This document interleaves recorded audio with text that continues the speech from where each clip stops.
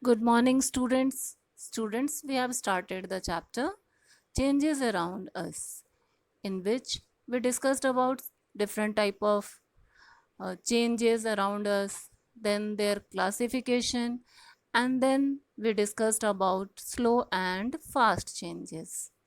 Slow changes, the changes which take a longer duration of time, is known as slow change, and the changes which take shorter duration of time, they are known as fast changes. Some of the examples of slow changes are growth of a plant, rusting of iron, and some of the examples of fast changes are burning of paper, cutting of fruits. All these are slow and examples of slow and fast changes. Now, today we will discuss about reversible and irreversible changes. Now, what are they? We will discuss about these changes today. Students, as earlier I said, to understand the changes, we must do some activity or must watch some activity. It will be easier to understand the changes. So, to understand reversible and irreversible changes, there I'm going to show you, I'm going to explain some activities which will make you understand easily about these changes.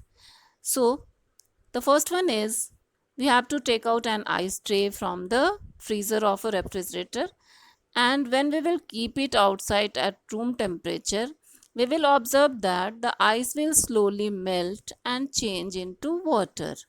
Now again, if we will put the tray back into the freezer and we will examine it after 2 hours, we will notice that the water again changes into ice. This shows that a change can be reversible, that is, it can occur in two opposite directions. In this, first ice converted into liquid water, and again that liquid water is converted into ice. That means it is a reversible change.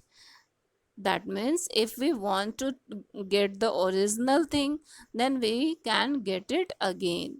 So it is a reversible change. So, to understand irreversible change, we will take a piece of paper and burn it. We will observe that the paper will changes into ash. In this case, we cannot reverse the process and we cannot get back the paper again. Hence, this is an irreversible change. Such a change can occur only in one direction. That means in which we cannot get the original thing again, that is irreversible change. This change takes in one direction only. By these two activities, we can understand that what are the what are reversible and irreversible changes. Reversible changes, a change in which the substance produced can get back to the original position, original form, is reversible change. And a change in which the substance produced cannot get back to the original form is called an irreversible change. Then, what is another thing about reversible change?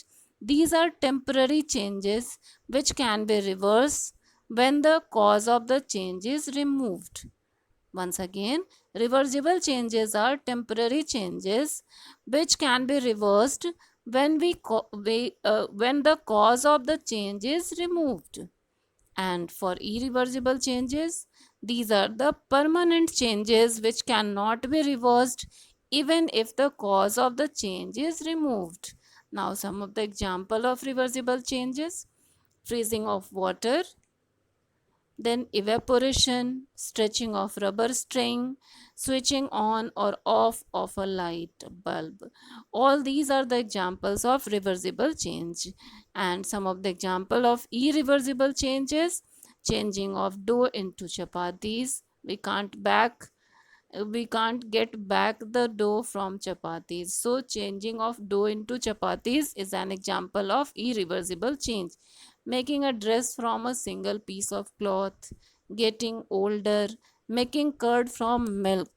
all these are the irreversible changes, because in all these cases we can't get the substances in its original form. So all these are permanent and irreversible changes. So students, till now we studied about slow and fast changes, then reversible and irreversible changes. These are different types of changes, and we will discuss about next, that is physical and chemical changes, in next class. Thank you. Have a nice day.